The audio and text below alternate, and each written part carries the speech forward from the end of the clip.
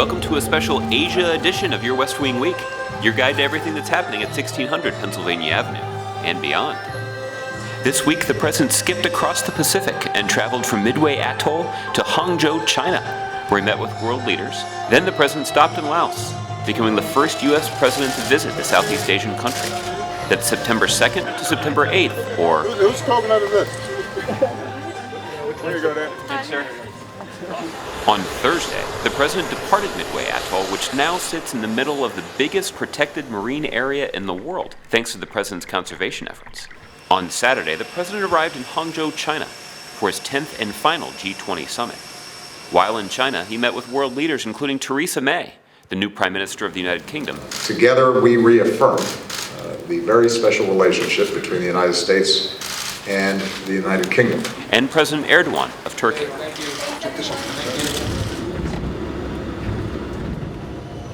On Monday night, the president landed in Vientiane, becoming the first U.S. president to visit Laos. On Tuesday at the presidential palace, President Obama and his counterpart, the president of Laos, toasted to the new future between our two countries, one based on reconciliation and shared understanding. Later, President Obama had an opportunity to speak directly to the people of Laos. Our two governments will continue to have differences. That's true with many nations. As we do around the world, the United States will continue to speak up on behalf of what we consider universal human rights, including the rights of the people of Laos to express yourselves freely and decide your own future. Yet even as our governments deal candidly with our differences, I believe, as we have shown from Cuba to Burma to Vietnam, the best way to deliver progress for all of our peoples is by closer cooperation between our countries. On Wednesday, the president started his day at a rehabilitation center for survivors of unexploded ordnance, remnants of the U.S. bombing campaign in Laos during the Vietnam War. There, the president met with survivors and workers who clear unexploded bombs that, to this day, kill innocent people in Laos. Then he boarded Air Force One en route Luang Prabang, a city 186 miles to the north. There, the president toured a beautiful temple and met Buddhist monks who live there. And then he stopped by a local street for some shopping. After enjoying some local flavor, he took questions from young people who are part of his Young Southeast Asian Leaders initiative. Then it was back to Vientiane, where he attended a gala dinner hosted by ASEAN, a conference of Southeast Asian leaders.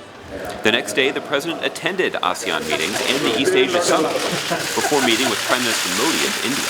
Modi always looks so good, I want to make sure. No. Then the president held a news conference. Good afternoon, everybody.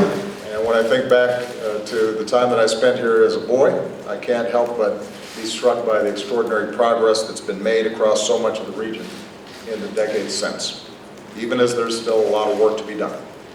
And so it means a great deal to me, not only as president, but also personally, that over the past 8 years, we've increased cooperation between ASEAN countries and the United States.